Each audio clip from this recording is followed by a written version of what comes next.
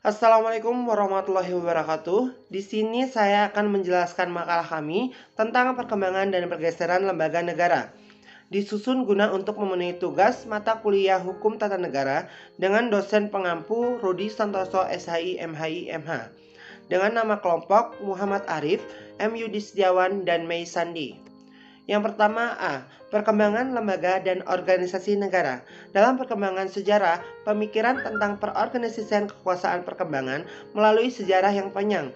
Perkembangan organisasi kenegaraan jika dicermati sebelum abad ke-19, maka tampak bahwa kekuasaan raja yang sangat kuat.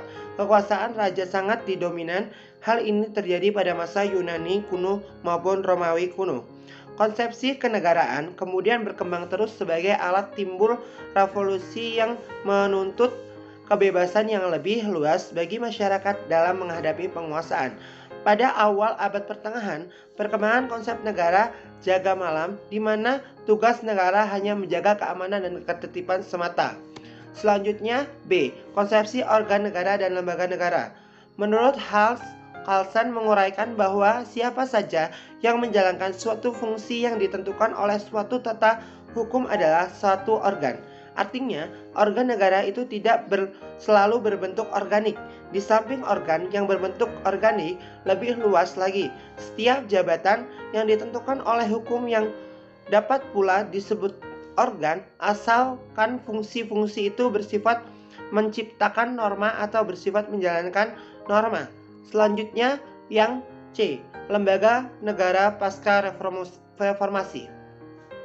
Yang pertama itu ada presiden sebagai ditentukan dalam pasal 4 ayat 1 Undang-Undang Dasar Negara Republik Indonesia tahun 1945.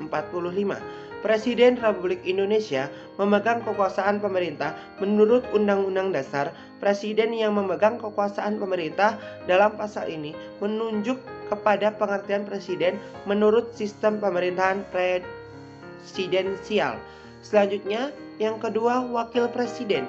Wakil presiden selain presiden dalam pasal 4 Undang-Undang Dasar Negara Republik Indonesia tahun 1945 itu juga diatur tentang suatu orang wakil presiden. Pasal 4 ayat 2 menegaskan dalam melakukan kewajiban presiden dibantu oleh salah satu orang wakil presiden.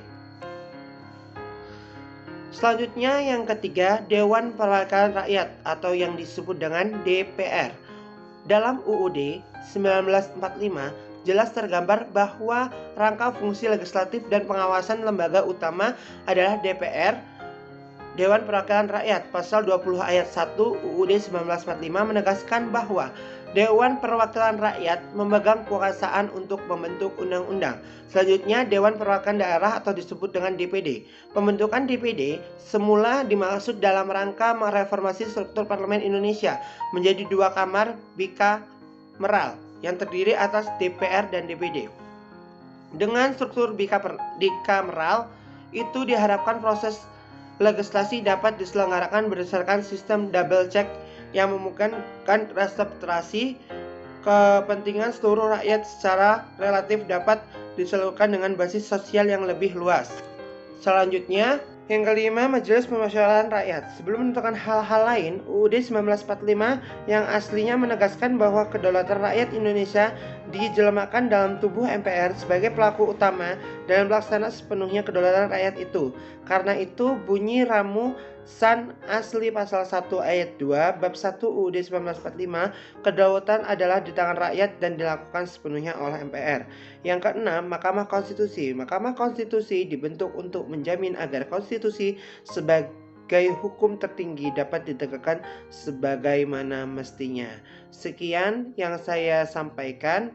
Wassalamualaikum warahmatullahi wabarakatuh.